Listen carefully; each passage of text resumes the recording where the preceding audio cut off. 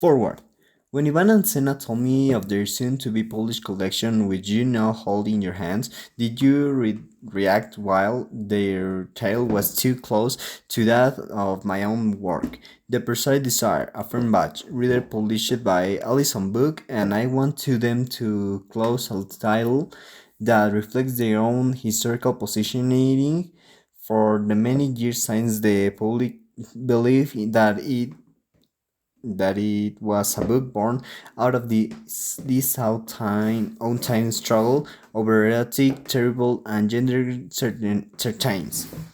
Now, often having read this manuscript, I believe I made the right decision to contribute this forward. The basis of discuss and erotic adventuring and present here, and this extend in complex way the passionate and embroiled conversation of the noun out of printing persistent desire. I asked to the two editors if I could write my work. While I was the editor and contributor, Persistent Desire was the certain of all its writers, all 67 of them who generously had exactly transformed the public faces of gender and erotic conversation in the lesbian community in the 90s. On. I meet two of these original contributors once again in this new page, James Gomez and Jean Cordova. These words remind me of their original gift of com- comradeship so freely given in hard times, 17th and 80s, harder. I mean, in the ability to have full-on open discussions of gender and sexual difference within our communities, I'm afraid, give the present political climate in North America. Then we are in for a new definition of hard times. It's worth mentioning that I am new severely and just the year old my third born of a major cancer. In sometimes ask clothing, how many cancers can a girl have? I'm afraid I will find out, and so I lock up this forward as I wait to look backward.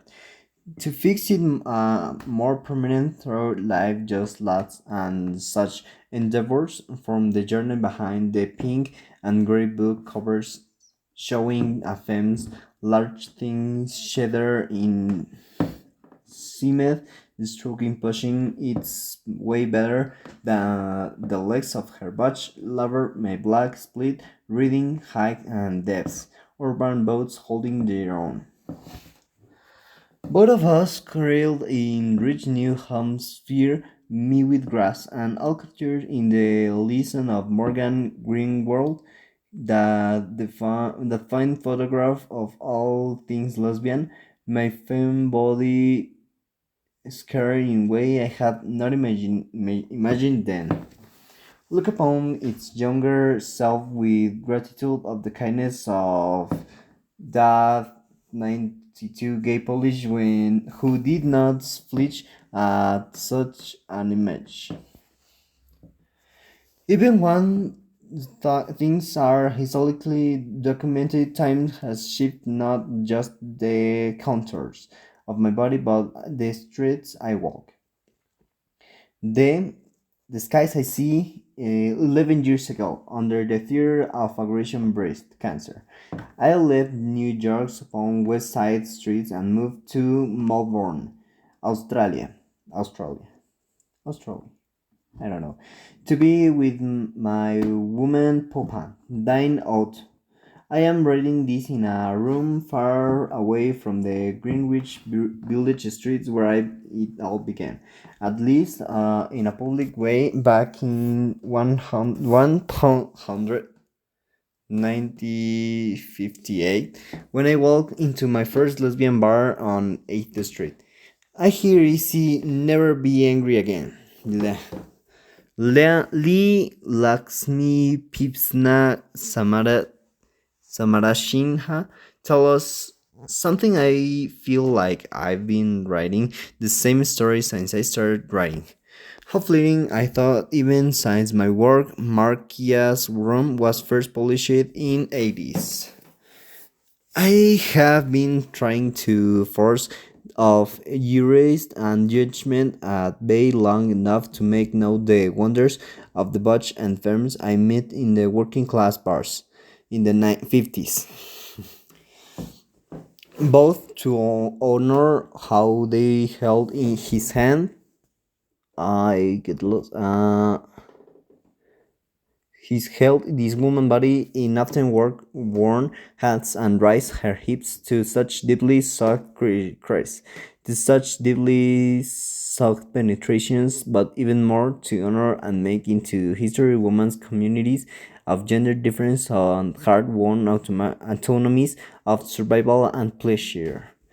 Out of my story as a barn firm, as a gay liberationist, as a member of the first lesbian feminist group in New York City, as a political dissenter from the deadly McCarthy era of the 50s into the anti-war movement and the civil rights march of the 60s, out of my teaching in the Revolution Education program called SEEK, Search of Elevation, Education and Knowledge.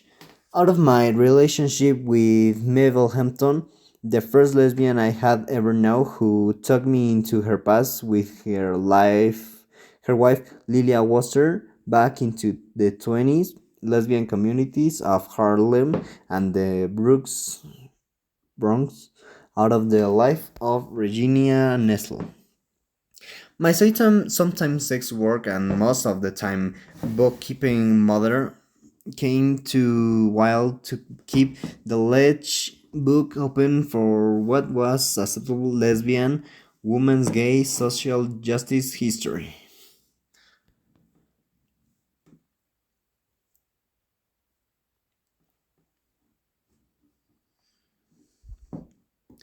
Uh,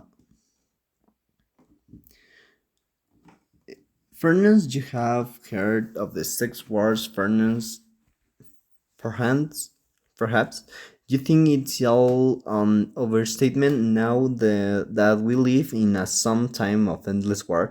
But I can tell you that at time I felt as I were we were fighting for our lives, for the lives of our imagination, for the right to think that and can talk about sexual difference and play of power out loud, for the right to question gender's essentialism and right to simply say our desires are more complex, and somehow, as Carol Vance so brightly put it, to walk the street between pleasure and danger. I am thinking on the one hand, Barnett conference of on sexuality when a act of censorship went on college, except by those hurt by the areas of their work, because the group Women Against Pornography considered the artwork and some of the speakers unacceptable and told the college authorities that sex perverts are talking over the conference. And the university believed them. The original censored program is held in the Lesbian History Archive in Brooklyn, New York, along with images from the lesser known sex radical speak out we held as soon as the conference ended, in which one of the readers was a young woman named Judith Butler.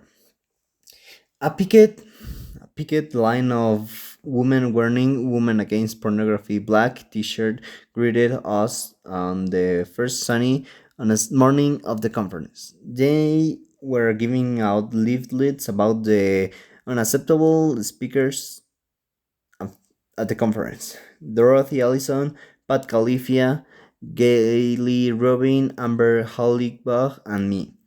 Our comment was to that we spoke of Butch Femme, we spoke of SM, where were we on afford to the new order. This was the only picket line I ever crossed.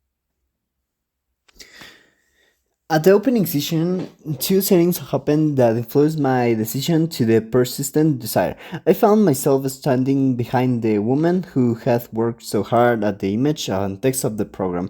As the Barnett College president explained that the program had been pulled from every package about because it was too controversial, too explicit.